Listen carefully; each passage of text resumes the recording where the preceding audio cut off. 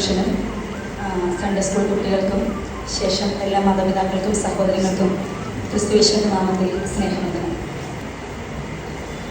ദൈവത്തിന് മഹത്വം. പിതാവായ ദൈവത്തിൻ്റെയും പുത്രനായ യേശു ക്രിസ്തുവിൻ്റെയും പരിശുദ്ധാത്മാവിൻ്റെയും കൃപയാൽ എല്ലാവർക്കും സ്നേഹവന്ദനം. പ്രധാന വാർത്തകൾ വായിക്കുന്നത് ജിൻസി ശിവു. പാകിസ്ഥാനിൽ നിന്നുള്ള എല്ലാ ഇറക്കുമതിയും ഇന്ത്യ റദ്ദാക്കി. ഇന്ത്യ പാകിസ്ഥാൻ വാർ അതിർത്തിയിൽ വെടിവെപ്പ് ആരംഭിച്ചു. വിഴിഞ്ഞം തുറമുഖം അഭിമാനമായി. പ്രധാനമന്ത്രി നരേന്ദ്രമോദി രാജ്യത്തെ അഭിസംബോധന ചെയ്തു. അമൃതാനന്ദമയിയുടെ ശിഷ്യൻ ഉദയകുമാർ യേശുവിനെ കണ്ടെത്തി. എതിർക്രിസ്തു എന്ന രൂപത്തിൽ അവകാശവാദവുമായി അബ്ദുള്ള ഹാഷിം എന്ന അബ ആൽ സാദിഖ്. സെഹിയോൻ ഹാൾ കൂട്ടായ്മയിൽ സന്തോഷത്തിൻ്റെയും അതോടൊപ്പം സങ്കടത്തിൻ്റെയും നിമിഷങ്ങൾ. 2025 മെയ് 18 നടത്തുവാൻ തീരുമാനിച്ചിരുന്ന സൺഡേ സ്കൂൾ വാർഷികം മെയ് 14 മാറ്റി നടത്തുമെന്ന് സെഹിയോൻ ഹാൾ മുഖ്യ കാർമ്മികൻ പാസ്റ്റർ ബിജോഷ് അവറുകൾ സൺഡേ അറിയിപ്പ് നൽകി. വാർത്തകൾ വിശദമായി. പാകിസ്ഥാനിൽ നിന്നുള്ള എല്ലാ ഇറക്കുമതിയും ഇന്ത്യ റദ്ദാക്കി. ഇന്ത്യ പാകിസ്ഥാൻ യുദ്ധം കൊടുമ്പിരി കൊള്ളുന്നു. ഇന്ത്യ പാകിസ്ഥാൻ തമ്മിൽ തർക്കങ്ങളും വെടിവെപ്പുകളും ആണവ ബോംബ് ഇടുമെന്നുമൊക്കെയുള്ള ഭീഷണികളുമായി മുൻപോട്ട് പോകുന്നു. മിഡിൽ ഈസ്റ്റിലാകട്ടെ ഇസ്രായേൽ ഗസ യുദ്ധം കൊടുമ്പിരി കൊള്ളുന്നു. അല്പം കൂടി മാറിയാൽ റഷ്യ ഉക്രൈൻ യുദ്ധം നടക്കുന്നു. മറ്റൊരു സ്ഥലത്താകട്ടെ കാശ്മീർ പ്രശ്നം കൊടുമ്പിരി കൊള്ളുന്നു. മത്തായി 24:6-7 വാക്യങ്ങൾ. നിങ്ങൾ യുദ്ധങ്ങളെയും യുദ്ധശ്രുതികളെയും കുറിച്ച് കേൾക്കും. ചഞ്ചലപ്പെടാതിരിപ്പാൻ സൂക്ഷിച്ചുകൊള്ളുവിൻ. അത് സംഭവിക്കേണ്ടത് തന്നെ. എന്നാൽ അത് അവസാനമല്ല. ജാതി ജാതിയോടും രാജ്യം രാജ്യത്തോടും എതിർക്കും. ക്ഷാമവും ഭൂകമ്പവും അവിടവിടെ ഉണ്ടാകും. ഈ ദൈവവചനത്തിന്റെ നിവൃത്തിയുടെ ഭാഗമായിട്ടാണ് യുദ്ധങ്ങൾ അവിടവിടെ പൊട്ടിപ്പുറപ്പെടുന്നതെന്ന് പ്രേക്ഷകർ തിരിച്ചറിയുക. ഇങ്ങനെ സകലയിടങ്ങളിലും പ്രശ്നങ്ങൾ ഉയർന്നു വരുന്നു. മറ്റിടങ്ങളിലാകട്ടെ കൊലയും അക്രമങ്ങളും പ്രകൃതിക്ഷോഭങ്ങളും എന്നിവ തുടർമാനമായി നടക്കുന്നു. ഇവയെല്ലാം യേശുക്രിസ്തു നമ്മോട് പറഞ്ഞ വചനത്തെ ഊട്ടിയുറപ്പിക്കുന്നതാണ്. ഇതെല്ലാം ഈറ്റുനോവിന്റെ ആരംഭമത്രേ. വിഴിഞ്ഞം തുറമുഖം അഭിമാനമായി. വിഴിഞ്ഞം തുറമുഖം രാജ്യത്തിന് സമർപ്പിച്ചത് പ്രധാനമന്ത്രി നരേന്ദ്രമോദിയായിരുന്നു. രാജ്യത്തിന്റെ വികസനത്തിനായുള്ള മഹാകവാടം തുറന്നതായി താൻ പ്രഖ്യാപിച്ചു. കേരളത്തിന്റെ ദീർഘകാല സ്വപ്നത്തിന്റെ സാക്ഷാത്കാരമാണിതെന്ന് മുഖ്യമന്ത്രി പിണറായി വിജയൻ. ഗുജറാത്തിലേതിനേക്കാൾ ഇത് വലിപ്പമേറിയതാണെന്നും സമുദ്ര വ്യാപാരങ്ങൾ മുഴുവനായി ഇനി നമ്മുടെ നാടിന്റെ അഭിമാനമായി തുടരുമെന്നും മുഖ്യമന്ത്രി അറിയിച്ചു.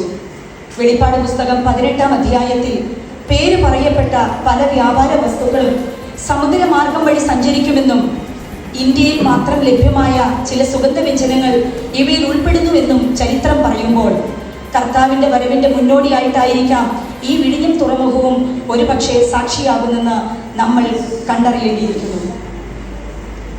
അമൃതാനന്ദമയിയുടെ ശിഷ്യനായിരുന്ന പത്തനംതിട്ടക്കാരൻ ഉദയകുമാർ 33 പേരെ കൊല്ലുവാൻ തീരുമാനിച്ചുറപ്പിക്കുമ്പോൾ ദൈവിക സ്പർശനം അനുഭവിക്കുകയും യേശു കർത്താവിനെ സ്വന്തം നാഥനും രക്ഷകനുമായി സ്വീകരിക്കുകയുമുണ്ടായി. പിന്നീട് താൻ കുടുംബമായി മാവേലിക്കരയിൽ താമസിച്ച് ദൈവിക ശുശ്രൂഷയിൽ വ്യാപൃതനായിരിക്കുകയും അനേകർ തൻ്റെ ദൈവവചനത്തിലൂടെയും സാക്ഷിമൊഴികളിലൂടെയും യേശു കർത്താവിലേക്ക് ആകർഷിക്കപ്പെടുകയും ചെയ്തുകൊണ്ടിരിക്കുന്നു. എതിർക്രിസ്തു എന്ന രൂപത്തിൽ അവകാശവാദവുമായി അബ്ദുള്ള ഹാഷിം എന്ന Aba Al Sadiq. Father of the truth, സത്യത്തിൽ നടക്കുന്നവരുടെ പിതാവ് എന്ന അവകാശവാദവുമായി ഈജിപ്ഷ്യൻ വ്യക്തിയാൽ ജനിക്കപ്പെട്ട ഇദ്ദേഹം ഇംഗ്ലണ്ടിലാണ് ഇപ്പോഴുള്ളത്. താൻ യേശുവിൻ്റെയും മുഹമ്മദിൻ്റെയും പിൻഗാമിയാണെന്നും താനാണ് യഥാർത്ഥത്തിലുള്ള പോപ്പ് അഥവാ മഹദി എന്നും പറഞ്ഞുകൊണ്ട് സോഷ്യൽ മീഡിയയിൽ ഇദ്ദേഹം തരംഗമായിക്കൊണ്ടിരിക്കുന്നു. സോഷ്യൽ മീഡിയ ഇദ്ദേഹത്തെ വിളിക്കുന്നത് എതിർക്രിസ്തു എന്ന പേരിലാണ്. അദ്ദേഹം പബ്ലിഷ് ചെയ്ത മഹാത്തീസ് മാനിഫെസ്റ്റോയിൽ വിവരിക്കുന്നത് ഇത് vision four A divine state അഥവാ ദൈവത്താൽ നയിക്കപ്പെടുന്ന ഒരു സ്റ്റേറ്റിനെ കുറിച്ചുള്ള ദർശനം എന്നാകുന്നു. താൻ ദൈവത്താൽ അപ്രൂവ് ചെയ്യപ്പെട്ട ആളാണെന്നും അന്ത്യകാലത്ത് നീതി കൊണ്ടുവരുന്ന ആൾ എന്ന രീതിയിൽ സെൽഫ് പ്രൊക്ലമേഷൻ ചെയ്തുകൊണ്ട് താൻ മുന്നേറുന്നു. പത്രോസിന്റെ യഥാർത്ഥ അനുഗാമി താനാണെന്നുള്ള അവകാശവാദത്തോടെയാണ് താൻ മുൻപോട്ട് പോകുന്നത്. ഇതുപോലുള്ള കള്ളപ്രവാചകന്മാരും അനേകം എതിർ ക്രിസ്തുക്കളും എഴുന്നേൽക്കിയാൽ ഇത് അന്ത്യനാഴികയാകുന്നുവെന്ന് 1 യോഹന്നാൻ 2:18 അപ്പോസ്തലനായ യോഹന്നാൻ വളരെ വ്യക്തമായി രേഖപ്പെടുത്തിയിരിക്കുന്നത് പ്രേക്ഷകരുടെ ശ്രദ്ധയിൽപ്പിക്കേണ്ടതാകുന്നു. സെഹിയോൻ ഹാൾ മാവുടി കൂട്ടായ്മയിൽ സന്തോഷത്തിന്റെയും അതോടൊപ്പം സങ്കടത്തിന്റെയും നിമിഷങ്ങൾ. മാവുടി സെഹിയോൻ ഹാളിലെ സൺഡേ സ്കൂൾ കുട്ടികൾ സന്തോഷ നിറവിലാണ്. 1 വർഷത്തെ നീണ്ട കാത്തിരിപ്പിനൊടുവിൽ കുട്ടികൾ ആവേശത്തിമിർപ്പിലാണ്. വിവിധ താലന്തുകൾ അവതരിപ്പിച്ചുകൊണ്ട് പ്രേക്ഷകരെ അമ്പരപ്പിക്കുന്ന വാർഷികം ഇപ്പോഴും തുടർന്നുകൊണ്ടിരിക്കുകയാണ്. ഇപ്പോൾ സെഹിയോൻ ഹാളിൽ നിന്നുള്ള സൺഡേ സ്കൂൾ പ്രതിനിധി കെസിയ മാത്യു ലൈനിലുണ്ട്. സെഹിയോൻ ന്യൂസ് ചാനലിന് വേണ്ടിയിട്ട് പ്രതിനിധിയായിരിക്കുന്ന കെസിയ മാത്യു ഇപ്പോൾ ലൈനിലുണ്ട്. ഹലോ കെസിയ. കെസിയ, താങ്കൾക്ക് കേൾക്കുവാൻ കഴിയുന്നുണ്ടോ? ഹലോ റിപ്പോർട്ടർ, കേൾക്കാമോ? കേൾക്കാമല്ലോ. ഇപ്പോൾ എന്തൊക്കെയാണ് സെഹിയോൻ ഹാളിൽ പ്രോഗ്രാമുകൾ അരങ്ങേറിക്കൊണ്ടിരിക്കുന്നത്? കുട്ടികളൊക്കെ ആഘോഷത്തിമിർപ്പിലാണോ? കുട്ടികളെല്ലാം വളരെയധികം സന്തോഷത്തിലും ആഹ്ലാദത്തിലുമാണ്. അവർ 1 വർഷക്കാലം പഠിച്ചത് അവിടെ എഴുതുകയും സൺഡേ സ്കൂളിൻ്റെ എക്സാം ഒക്കെ കഴിഞ്ഞു. പിന്നെ 2-3 ദിവസത്തിൽ നല്ല പ്രാക്ടീസ് ഒക്കെ കഴിഞ്ഞ് അവർ ആക്ഷൻ സോങ്ങുകളും അതുപോലെ തന്നെ നല്ല പാട്ടുകളൊക്കെ ചെയ്ത് അവർ ഉത്സാഹത്തിലും സന്തോഷത്തിലാണ് ആയിരിക്കുന്നത്. ഏകദേശം എത്ര സമയത്തിനുള്ളിൽ ഈ പ്രോഗ്രാമുകൾക്ക് തിരശ്ശീല വീഴുമെന്നാണ് താങ്കൾ ചിന്തിക്കുന്നത്? ഏകദേശം ഒരു 12:30 തീരുമെന്നാണ് എൻ്റെ നിഗമനം. പക്ഷെ എങ്ങനെയാ എന്താവുമെന്ന് അറിയത്തില്ല. സെഹിയോൻ ഹാൾ മുഖ്യ കാർമ്മികൻ പാസ്റ്റർ ബിജോഷ് അവർ അപ്രതീക്ഷിതമായി വളരെ ദൂരെയുള്ള മറ്റൊരു ചർച്ചിലേക്ക് നീങ്ങുന്നു എന്ന് കേൾക്കുന്നല്ലോ. ഒരു സൺഡേ സ്കൂൾ പ്രതിനിധി എന്ന നിലയിൽ താങ്കൾക്ക് എന്താണ് ഇതിനെക്കുറിച്ച് അറിയുവാൻ കഴിയുന്നത്? അദ്ദേഹത്തിന്റെ യാത്രയോടുള്ള ബന്ധത്തിലാണോ മെയ് 18 നടത്തുവാൻ നിശ്ചയിച്ചിരുന്ന സൺഡേ സ്കൂൾ വാർഷികം മെയ് 4 മാറ്റി തീരുമാനിച്ചത്? അത് അങ്ങനെ തന്നെയാണ്. അദ്ദേഹം പറഞ്ഞിരുന്നു 18 തന്നെ വെച്ചാൽ മതിയെന്ന്. എന്നാൽ സൺഡേ സ്കൂൾ കുട്ടികളുടെയും അധ്യാപകരുടെയും നിർബന്ധ പ്രകാരമാണ് പെട്ടെന്ന് ഇങ്ങനൊരു തീരുമാനത്തിലേക്ക് സൺഡേ സ്കൂൾ വിദ്യാർത്ഥികളൊക്കെ എത്തിച്ചേരാനായിട്ട് എത്തിയത്. അദ്ദേഹം പോകുന്നതിലും സൺഡേ സ്കൂൾ കുടുംബത്തിനും അതുപോലെ തന്നെ യൂത്തിന്റെ ഭാഗത്തു നിന്നും അതുപോലെ തന്നെ മൊത്തത്തിലെ ചർച്ചയൊക്കെ വളരെയധികം സങ്കടത്തിലൊക്കെയാണ് നമുക്കറിയാൻ സാധിക്കുന്നത്. Okay, thank you Kezia.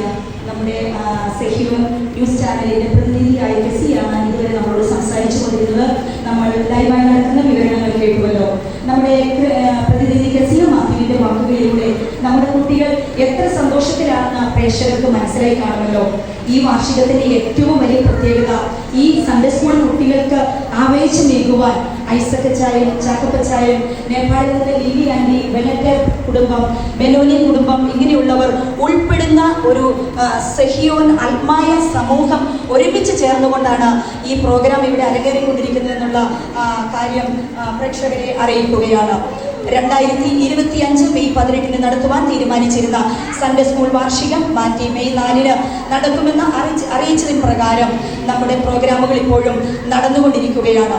പ്രതിനിധിയുടെ വാക്കുകളിലൂടെ നാം ശ്രമിച്ചതുപോലെ തന്നെ സെഹിയോൻ ഹാൾ മുഖ്യ കാർമ്മികൻ pastor Bijosh and family Ayur അമ്പലംകുന്നിലെ ദ ചർച്ച് ഓഫ് ഗോഡ് ദൈവസഭയുടെ മുഖ്യ കാർമ്മികത്വം വരുന്ന ഞായറാഴ്ച മുതൽ ഏറ്റെടുക്കുകയും പകരമായി സെഹിയോൻ ചർച്ചിലേക്ക് പാസ്റ്റർ സാം ജെയ്സൺ അവറുകൾ നിയോഗം ഏറ്റെടുക്കുകയും ചെയ്യും. തൻ്റെ പ്രേക്ഷകരെയെല്ലാം അമ്പരപ്പിച്ചുകൊണ്ടാണ് തൻ്റെ ഈ ട്രാൻസ്ഫർ പ്രഖ്യാപനം പാസ്റ്റർ ബിജോഷ് അവറുകൾ നടത്തുവാനിടയായത്. പ്രേക്ഷകർക്ക് സംശയം തോന്നുമാറ് അദ്ദേഹം ഇത് മുന്നമേ തീരുമാനിച്ചുറപ്പിച്ചിരുന്നുവോ എന്നത് ബാക്കി നിൽക്കവേ the church of God congregation president reverend MD രാജനും Mulakkuda section president representative pastor Sam Varghese എന്നിവരുൾപ്പെടുന്ന വ്യക്തികൾ സെഹിയോൻ ഹാൾ സന്ദർശനം നടത്തിയതിലൂടെ അവരുടെ വാക്കുകളിൽ നിന്നും ലഭ്യമായ അറിവുകളും അനുസരിച്ച് ഇത് പെട്ടെന്നുണ്ടായ ഒരു ക്രമീകരണം മാത്രമായിരുന്നു എന്നത് നമുക്ക് ഊട്ടിയുറപ്പിക്കുവാൻ കഴിയും. എന്തായിരുന്നാലും ഇതെല്ലാം ഒരു ദൈവിക പദ്ധതിയുടെ ഭാഗമായി മാത്രം കാണുവാൻ എല്ലാ പ്രേക്ഷകർക്കും സാധിക്കട്ടെ എന്ന പ്രാർത്ഥനകളോടെയും 2 വർഷം വിജയകരമായി ദൈവസഭയ്ക്ക് വേണ്ടി അതിൻ്റെ വളർച്ചയ്ക്ക്, അതിൻ്റെ അഭിവൃദ്ധിക്ക്, ആത്മീക ഉയർച്ചയ്ക്ക് വേണ്ടി ആത്മാവിൽ അടരാടിയ പ്രിയ യോദ്ധാവിന് അഭിനന്ദനങ്ങൾ നേരുന്നു. ഒറ്റയ്ക്ക് ഭവനങ്ങളിൽ പാർക്കുന്നവർക്കും കിടപ്പ് രോഗിയായ തേനാങ്കിളി അമ്മയ്ക്കും എല്ലാവർക്കും ഒരു അപ്പനെ പോലെ, മകനെ പോലെ, സഹായിയെ പോലെ, വാഹന സൗകര്യമില്ലാത്തവർക്ക് ഒരു ഡ്രൈവർ എന്ന പോലെ, കർത്താവിലേക്ക് പലരെയും അടുപ്പിക്കുന്നതിൽ ഉത്സാഹിയായി, ദൈവസഭയുടെ ആത്മീക ഉന്നതിക്കായി ഏതറ്റം വരെയും ഉപവസിച്ചും പ്രാർത്ഥിച്ചും ജാഗരിച്ചും ഇടിവിന്മേൽ നിന്നും തളർന്ന കൈകളെയും കുഴഞ്ഞ മുഴങ്കാലുകളെയും ഉറപ്പിക്കുന്ന പ്രാർത്ഥനയാൽ സഭയെ ഉറപ്പിച്ചു നിർത്തിയ മുഖ്യ കാർമ്മികൻ. ഇതിൻ്റെ എല്ലാം പിൻപിൽ സമ്പൂർണ്ണ സംതൃപ്തിയോടെ പ്രാർത്ഥനയിൽ പിൻബലം നൽകി സഭയെ ഉറപ്പിച്ച സഹധർമ്മിണി സിസ്റ്റർ സ്നേഹയ്ക്കും കുഞ്ഞുങ്ങൾക്കും സെഹിയോൻ ന്യൂസ് ചാനലിൻ്റെ ഹൃദയംഗമമായ നന്ദി അറിയിക്കുന്നു. നന്ദി, നമസ്കാരം. വീണ്ടും